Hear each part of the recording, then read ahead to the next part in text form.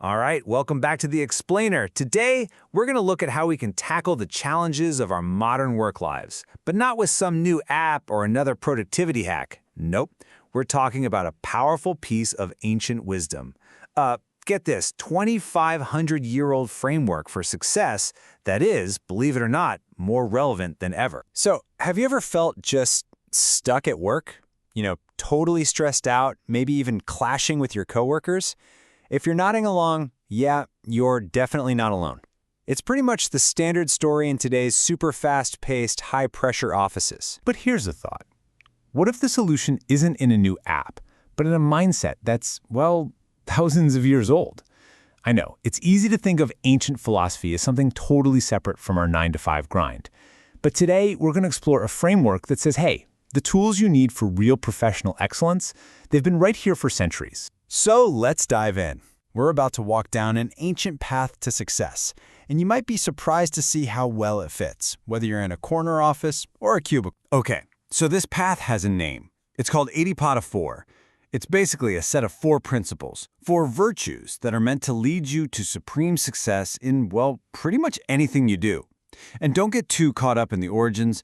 Think of it less like a religious text and more like an incredible psychological toolkit for training your mind to hit its peak performance. So, what exactly are these 4 pillars that are supposed to hold up this whole structure of success?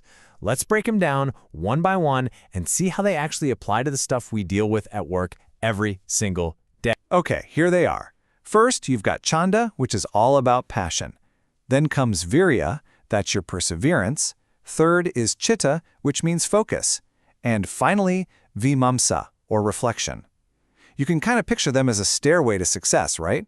Each step building right on top of the one before. All right, let's start at the very foundation with our first pillar, Chanda. Now, this is more than just, liking your job. We're talking about a genuine passion for your work. It's about really seeing its value, finding the opportunity in it, instead of just looking at it as another task on your to-do list. And here's where it gets really practical. Imagine this. You get assigned a super boring report, the kind you just dread. Well, instead of groaning, Chanda is about reframing it. See it as a chance to level up your analysis skills, or maybe get better at presenting data. That tiny mental shift, it literally changes everything. Okay, moving up to the next step on our stairway, Virya. You can think of this as the engine. It's all about determined perseverance. It's that grit that helps you push through, especially when things get hard. It's about taking real action and just not giving up when you hit a wall. And here's a great example of how this plays out at the office. Let's say there's some friction with another team. The easy thing to do? Just avoid them, right? But Virya, that means you persist. You're the one who sets up the meeting, who comes prepared with the data, and who actively pushes to find a compromise that actually works for everybody. That right there, that's Virya in action. Now for pillar number 3, Chitta.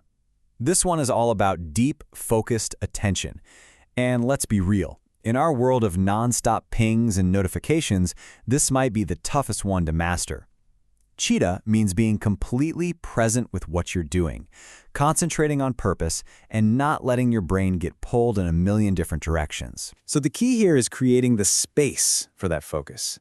When you're working on something really complex, like a big new strategy, Citta in practice means you turn off the phone, you close the email tab, you give that task your full undivided attention.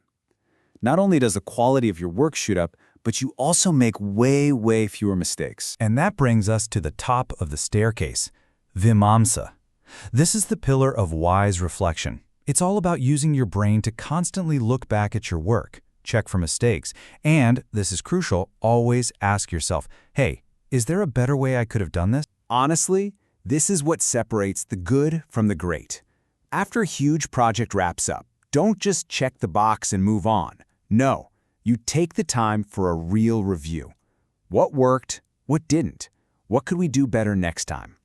This habit of reflection is what guarantees you're always learning, always evolving, and never just stuck in the same old rut. Okay, so we've looked at all 4 pillars on their own. But the real magic happens when you put them all together.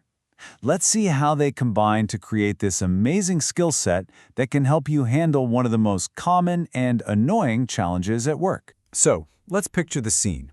You're having a disagreement with a coworker. You know how it goes. Things are getting a little tense. Now, instead of just reacting emotionally, you can pull out your IDPDA 4 framework and respond strategically. Check out how this builds on itself. You start with chanda. That's a genuine desire to understand the problem, not just to win the argument. Then you bring in virya. You persist in trying to find a solution with them. Next up is chitta, where you listen, I mean really listen, to their side with your full, focused attention. And finally, you use vimamsa to step back and reflect on what's truly best, not just for you, but for the project and for everyone. And what's the end result of all that? Well, this approach does way more than just solve the immediate problem. It shows a really high level of emotional maturity. Your coworkers, your boss, they start to see you as someone who can handle pressure and conflict with total grace. And that builds some serious trust and respect. So as we start to wrap this up, what's the one big idea you should really take away from all of this? It really comes down to this. True success, the kind that lasts. It's not just about working harder or pulling longer hours. It's about building a mind that is ready for any challenge.